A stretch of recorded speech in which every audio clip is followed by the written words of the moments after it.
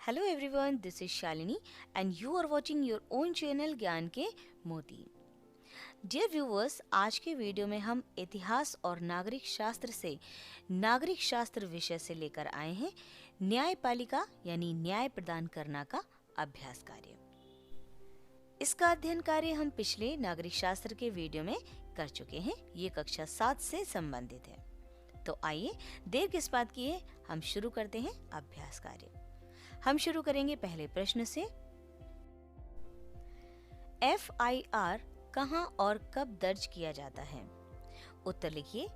FIR यानी first information report घटना होने पर थाने में दरोगा द्वारा दर्ज की जाती है। इसमें अपराध का ब्यौरा, अपराधी का नाम, जगह का नाम व अपराध का समय होना जरूरी होता है। गवाहों के नाम भी FIR में दिए जाते हैं। दूसरा प्रश्न है, गिरफ्तारी और सजा में क्या अंतर है? उत्तर लिखिए।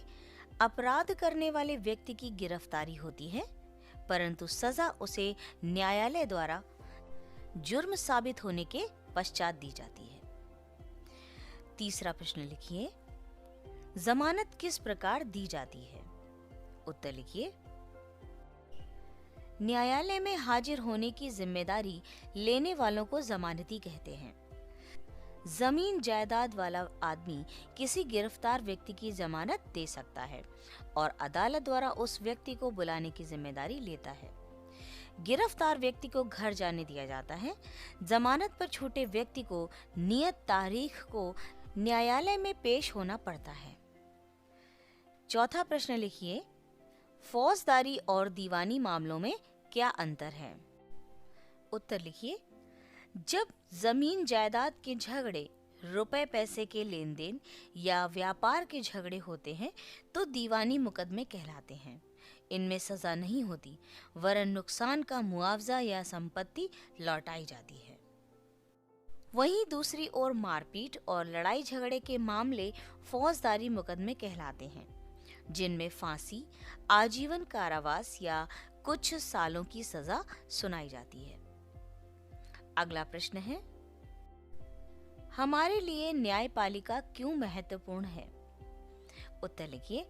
हमें किसी भी मामले में न्यायपालिका के द्वारा ही प्रदान किया जाता है, इसलिए हमारे लिए न्यायपालिका महत्वपूर्ण है।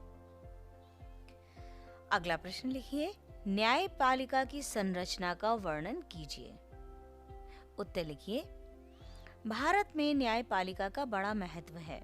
यह कार्यपालिका तथा व्यवस्थापिका से बिल्कुल अलग है और स्वतंत्र रूप से कार्य करती है। भारत में नीचे से लेकर ऊपर तक सभी न्यायालय एक ही व्यवस्था में संगठित है। जिला न्यायालय, उसके ऊपर राज्यों के उच्च न्यायालय तथा सबसे ऊपर भारत का उच्चतम यानी सर्वोच्च न्यायालय होता है। अगला प्रश्न है, लोक अदालत में किस प्रकार के मुकदमे सुलझाए जाते हैं? उत्तर लिखिए। लोक अदालतों में वाहन दुर्घटना, पेंशन संबंधी मुकदमे, भूमि अधिग्रहण संबंधी मुकदमे, विवाह या पारिवारिक मुकदमे तथा उपभोक्ता आदि से संबंधित मुकदमे सुलझाए जाते हैं। अगला प्रश्न है, उपभोक्ता अदालत किसे कहते हैं? उत्तर लिखिए। जिस अदालत में उपभोक्ताओं से संबंधित मामले सुलझाए जाते हैं उसे उपभोक्ता अदालत कहते हैं। जैसे जब कोई व्यक्ति सामान बेचते समय ग्राहक को ऐसी वस्तु बेचता है जिसकी गुणवत्ता में किसी प्रकार की कमी हो या उस वस्तु के दाम में हेरफेर किया गया हो, तो इससे उपभोक्ता यानी ग्राहक के अधिकार का हनन होता है। ऐसी परिस्थिति से उपभोक्ताओं के संरक्षण के लिए उपभोक्ता संरक्षण अधिनियम 1980 का गठन किया गया है। उपभोक्ता अदालत में ग्राहक की शिकायत सही होने पर ग्राहक या उपभोक्ता अपने साथ हुई परेशानी के लिए दुकानदार या कंपनी पर मुआवजे का दावा कर सकता है। ऐसी स्थिति में अदालत द्वारा लगाए जुर्माने का भुगतान दुकानदार को करना पड़ता है। अगला प्रश्न है, परिवार न्यायालय की स्थापना क्यों की गई?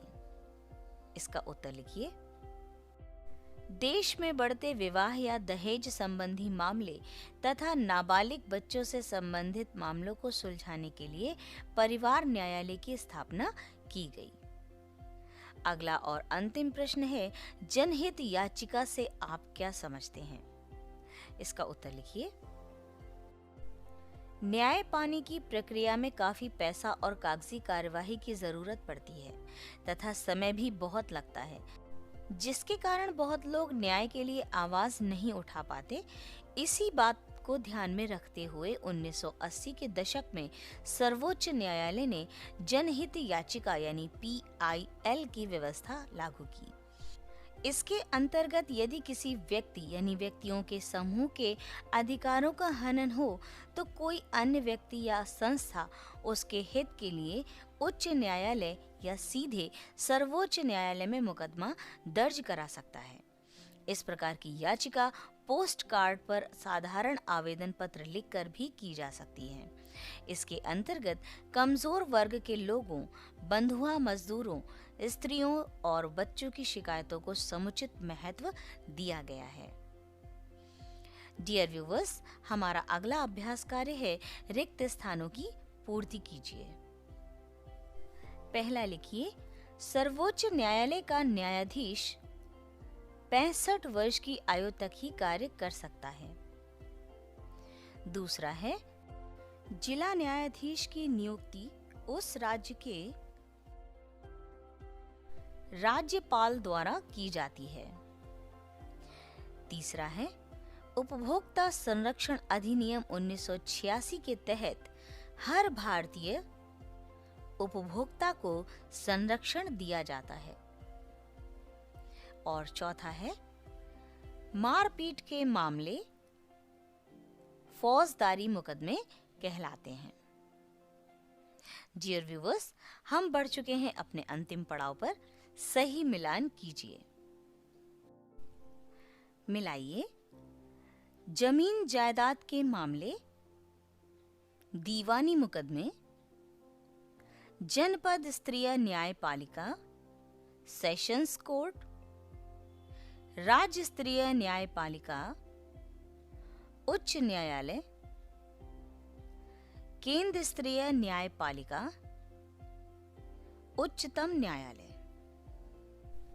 डियर व्यूअर्स, तो ये था हमारा अंतिम अध्याय जिसका अभ्यास कार्य हम कर चुके हैं और आपको बताते हुए ये हर्ष हो रहा है कि हमने इतिहास और नागरिक शास्त्र कक्षा 7 से संबंधित पुस्तक हमारा इतिहास और नागरिक शास्त्र के सभी अध्यायों का अध्ययन एवं अभ्यास कार्य कंप्लीट कर लिया है।